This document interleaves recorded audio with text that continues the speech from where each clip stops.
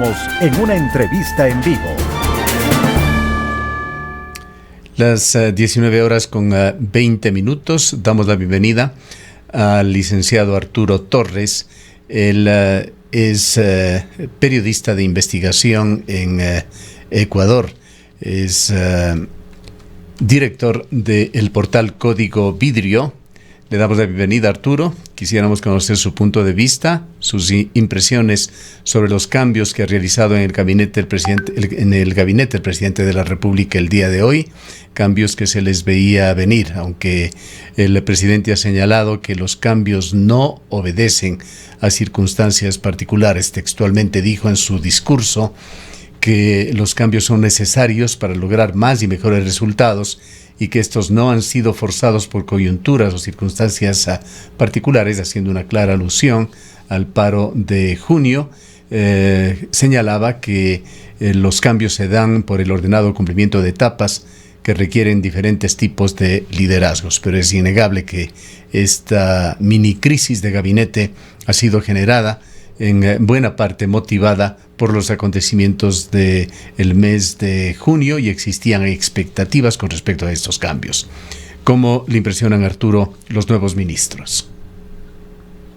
Gracias, Gustavo. Buenas noches.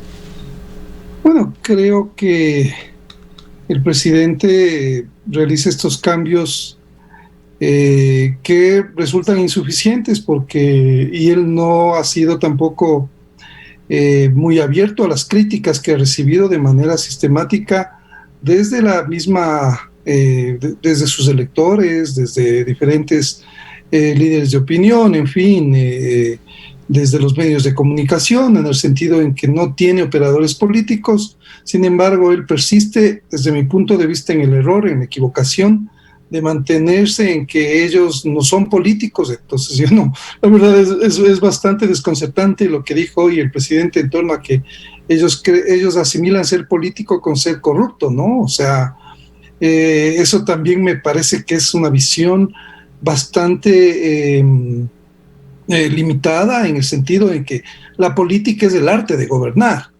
La política per se tiene unas prácticas que pueden rayar en la corrupción, pero la política bien ejercida es la que ayuda a solucionar los problemas desde una perspectiva mucho más integral. Yo no veo en estos cambios una reacción, digamos, a la que se esperaba, en función de que el área política donde se han ubicado los mayores problemas de este gobierno, que también, hay que decirlo, empiezan por el mismo presidente Lasso, que no toma decisiones en función de lo que le van informando, de las alertas que recibe, tanto de sus ministros como de los sistemas de inteligencia, de lo que yo conozco. Es el mismo presidente el que a veces toma decisiones más allá de las sugerencias que le hacen. Entonces empecemos por aclarar que las decisiones erradas políticas son responsabilidad primero del presidente de la República, y eso hemos visto en este manejo de la crisis del paro indígena. Entonces, por eso es que él ahora no sabe cómo identificar lo que se acostumbra en políticas, y es a que se quemen los fusibles, ¿no es cierto? O sea, en este caso las críticas venían sobre el ministro de gobierno, sobre el ministro Jiménez, y la forma en la que él fue de alguna manera manejando la crisis de una manera muy, muy ingenua, por así decirlo, y estos tropiezos empezaron a evidenciarse desde cuando se produjo la salida de Jorge Glass. No olvidemos esto también, cuando ya se habló del pacto y del acuerdo al que llegó el gobierno con el correísmo, y eso fue denunciado a diferentes niveles y fue evidente, porque el gobierno no reaccionó, no hizo nada absolutamente para denunciar lo que estaba pasando en relación a la salida de Jorge Glass. Eso es importante tener en cuenta, y sin embargo acaban de mantener a ese ministro, que básicamente está señalado como uno de los que participó directamente y es el canal de contacto con el correísmo. Entonces es desconcertante y por el otro lado también el presidente acaba de decir que estos cambios no tienen nada que ver con la coyuntura del paro. Pues sale el ministro de Economía, sale la ministra de Salud, a pocos días de que ocurra el paro. Es difícil que lo que manifiesta el presidente pueda ser tomado como una certeza en función de lo que estamos viviendo. Hablemos de los cambios que sí se hicieron en el gabinete y empecemos por el ministro de Economía y Finanzas. Ha nombrado a Pablo Arosemena Marriott. Básicamente se esperaba un giro hacia lo social, ese era el mensaje que pensábamos había dejado el paro en Guillermo Lasso, y el Ministerio de Economía es fundamental en cuanto a las políticas sociales. Hablábamos en esta mañana con uno de los exministros con amplia experiencia en el Ministerio de Economía y Finanzas, el ministro Mauricio Pozo, y él señalaba primero el amplio conocimiento que debía tener en su tema específico, en el manejo de las finanzas públicas, pero también esa sensibilidad, él decía, para abrir la mano, abrir el puño cuando sea necesario y hacer los gastos que sean necesarios para mantener un equilibrio social en el país, esto que insinuaba Mauricio Pozo. Entonces esperaba que el ministro de Finanzas traiga ese atributo de un amplio conocimiento del ámbito social, de ser un político experimentado como para balancear las cosas en el país. Para referirnos también a este tema, cabe señalar lo que ha pasado en los últimos días, en las últimas semanas, tendríamos que decir, en Chile, cuando asumió el presidente Boric. Allí la preocupación, en cambio, era de que pueda ser un gobierno que exagere como un gobierno de izquierda, exagere en la parte social y pueda deslindarse del mundo de las finanzas públicas, del mundo internacional, y Boric escogió a un economista con amplia experiencia en este tema para tranquilizar los ánimos. Lo mismo ha sucedido con el presidente elegido Petro en Colombia. Para dar tranquilidad al país, escogió a un personaje con amplio conocimiento de las entidades internacionales de crédito, del Fondo Monetario Internacional, de las finanzas públicas, etc. Aquí en Ecuador se esperaba algo diferente de este mundo empresarial que le rodea al presidente Lasso. Se esperaba un personaje para el Ministerio de Finanzas que tenga esa sensibilidad social que insinuaba el ex ministro Pozo. Pablo Arosemena Marriott es esencialmente un joven empresario y en materia política su primera y única experiencia ha sido la gobernación del Guayas, que todos tuvimos impresiones claras de cómo lo ejerció. ¿Cuál es su opinión sobre el nuevo ministro de Economía? Bueno, la verdad es que al nombrar un ministro de Economía, un nuevo ministro de Economía, reconociendo que el anterior ministro había sido muy efectivo en reducir, por ejemplo, el déficit fiscal de 7.000 a 4.000 millones de dólares, se coincidía en la línea en que él era demasiado fiscalista, pues que ese era su papel, o sea, poner la casa en orden en lo económico, y más bien el gobierno debería tener una estrategia fuerte en lo social, que no pase por el ministro de Economía. Entonces, esta línea económica, financiera, que se confunde con la línea política, creo que es un desacierto, es una de las debilidades del presidente de la República, de no poder entender esta lógica que sale de lo fiscalista, de lo económico, de lo financiero, y más bien necesita reforzar. No creo yo que, más allá de la posición del ministro de Economía, de que tenga como una mayor sensibilidad social, yo creo que se necesita una persona que tenga un enfoque mucho más fuerte y que sea mucho más sólido desde el Ministerio de Bienestar Social. O sea, necesitamos un replanteamiento de la política social del gobierno, y eso no vemos en las decisiones. Entonces, creo que el presidente se equivoca nuevamente en el enfoque. No es un tema de personas solamente, sino es un tema de políticas. Hablamos de una política errática en torno al manejo de lo social, con el campo totalmente olvidado y las poblaciones campesinas, indígenas, en una pobreza que pasa del 50-60% por ese extrema. Ahí debía haber anunciado el presidente algo mucho más sólido, coherente a mediano plazo. O sea, necesitamos algo que realmente dé una respuesta a este temor que tenemos de que el paro está a la vuelta de la esquina si no se vuelven a solucionar los problemas de fondo. Entonces yo no veo en ninguna de las decisiones, en uno de estos paños para curar a un enfermo que está con un cáncer, el presidente está quedándose, desde mi punto de vista, en la superficie.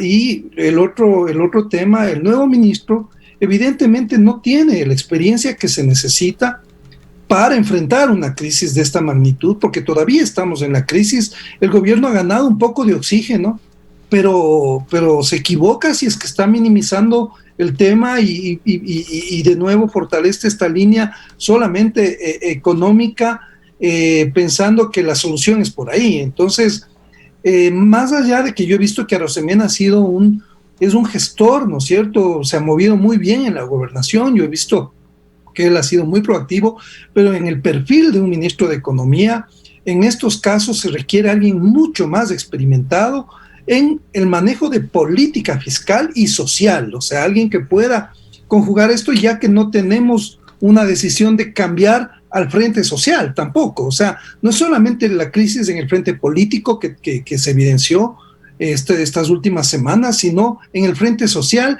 y en el contacto con el mundo indígena. El funcionario es el señor Pachala. Se esperaba un cambio ahí también y no se ha dado. Entonces, son totalmente insuficientes. El gobierno no está leyendo las señales que le dan la sociedad civil, y la verdad es desconcertante. Así es, lo que tenemos nosotros presente en la retina es la actuación del hoy ministro de Economía en la crisis carcelaria, las polémicas públicas, esa pulsación de fuerzas que ha venido manteniendo con la alcaldesa de Guayaquil. Pero es preocupante el déficit que tiene de experiencia en políticas públicas, incluso de formación específica en economía. Si bien es un administrador, tiene una preparación en finanzas, realmente, esencialmente ha sido un empresario, un entusiasta empresario, hasta donde conocemos en la ciudad de Guayaquil.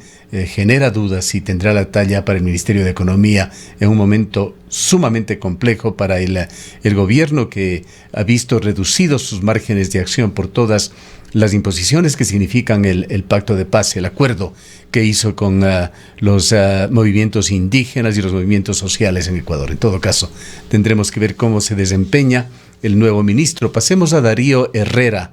Él estará a cargo del Ministerio de Desarrollo Urbano y Vivienda. Es un personaje conocido, estuvo en funciones en Manabí, en el gobierno de Rafael Correa, y es un empresario y ejecutivo inmobiliario de esa provincia. Pasa del Ministerio de Desarrollo Urbano y Vivienda a otro complejo ministerio. El país se encuentra en una crisis de vialidad. ¿Qué decir del austroecuatoriano Marcelo Cabrera? Sale prácticamente sin pena ni gloria, más allá de su entusiasmo. Él mismo sale quejándose de que no había podido desarrollar un mejor papel debido a las restricciones que le había impuesto el Ministerio de Finanzas. Lo puso así en un tuit que le borró. ¿Qué decir de Darío Herrera y la cartera del Ministerio de Transportes y Obras Públicas? Sí, es este movimiento de fichas del Ministerio de Vivienda al Ministerio de Obras Públicas. Tiene también ese enfoque, ¿no? Del empresario, del emprendedor, del que es muy, o sea, que es muy ejecutivo, ¿no es cierto? Pero nuevamente se pierde esta línea que hemos visto que es una de las debilidades del gobierno, que es la línea social y política. Insisto, este cambio también corrobora ese perfil que está dándole o fortaleciendo el presidente, de contar con empresarios, ¿no es cierto?, que manejen un tema que tiene muchas aristas sociales también. En este caso, la vialidad. O sea, a ver, ¿qué vamos a hacer en la vialidad en torno al campo?, que es donde tenemos que fortalecer. Ya vemos que hay, o sea, es que el problema indígena cruza por el problema de lo rural en el país. Sabemos que es un problema complejo que ha estado irresuelto durante décadas, pero, o sea, no veo yo una idea, un plan transversal que pueda realmente fortalecer lo que quiere hacer el gobierno para sacarnos de esta crisis de un movimiento que ha cobrado fuerza, que salió fortalecido, más allá de lo que se diga. el movimiento de la CONAIE ha salido fortalecido de este paro, ¿no es cierto? Porque la mirada que tenemos los citadinos, los mestizos, es una mirada cada vez más excluyente, y el campo realmente tiene muchos problemas, las circunstancias por las cuales se detonó. No estamos hablando de los efectos de la manera violenta en la que se manifestaron, y eso también es también otro tema que es importante recalcar. Sin embargo, esta falta de comprensión en los nombramientos que se ven ahora es desconcertante. O sea, realmente nos deja debiendo, creo yo, el presidente con esos cambios que no nos denotan que no hay un norte de cómo solucionar este tema con nuevos operadores, además dando muestras de que realmente el gabinete, porque de lo que yo conozco, todos o la mayor parte de los ministros presentaron su renuncia.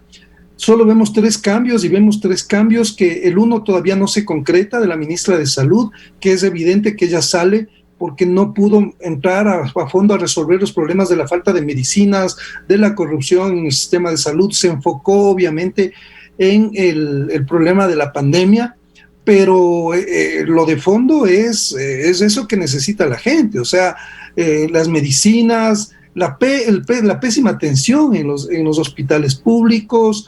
O sea, el vicepresidente entró al inicio de la pandemia, ahora lo ponen nuevamente a tratar de recomponer las cosas, y al inicio yo recuerdo que él empezó con esa tarea, ¿no? Se puso al frente, pero luego salió. Él ha estado de manera muy intermitente también presente en este gobierno, y ahora lo ponen ahí porque es médico. O sea, para salir de la crisis que tenían, porque al parecer ya habían nombrado otro ministro, pero este ministro que nombraron recibió tantas críticas. En el interim fue evidente que hubo un distanciamiento entre el presidente y el vicepresidente, y el presidente tiene las atribuciones de dar o no tareas, funciones, responsabilidades al vicepresidente. Parece que tuvo un espacio, un lapso en el cual realmente no tenía ninguna asignación el vicepresidente de la República. Sí, desapareció de la escena pública, y claro, no se entendía muy bien. Entonces yo digo, el vicepresidente ha sido muy intermitente, no tiene unas funciones más allá. Ahora mismo le asignan esto como para hasta lograr la transición, ver qué ministro nombran. O sea, ahí ya se nota una improvisación del presidente, porque ya una vez que aceptó la renuncia de la ministra de Salud, se supone que tenía un nombre, es decir, y ese nombre, que era, de lo que yo conozco, Esteban Ortiz, y de lo que ya se puso a circular en redes. Ese rumor, ¿qué asidero tuvo de Esteban Ortiz?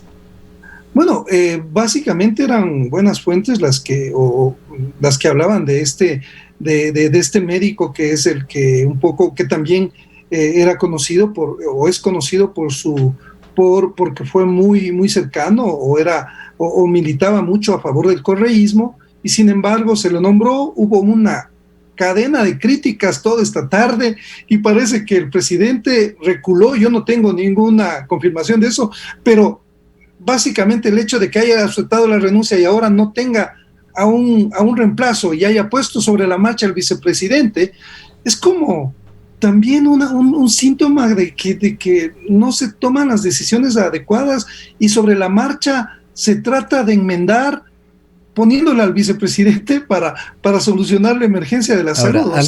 Algo lógico que se podría pensar es si efectivamente al vicepresidente de la República le ha encargado el área de salud del presidente, ¿sería el vicepresidente quien tenga esa prerrogativa de nombrar al nuevo ministro de Salud?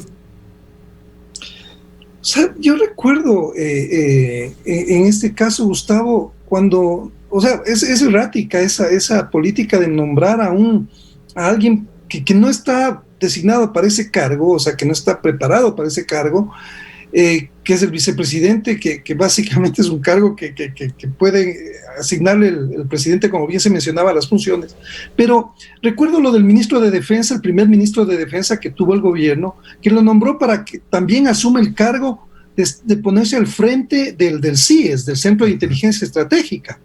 Y resulta que Donoso, el almirante Donoso, tuvo un paso más bien lamentable en el manejo del Ministerio de Defensa, y también no pudo dedicarse de lleno al manejo del CIES.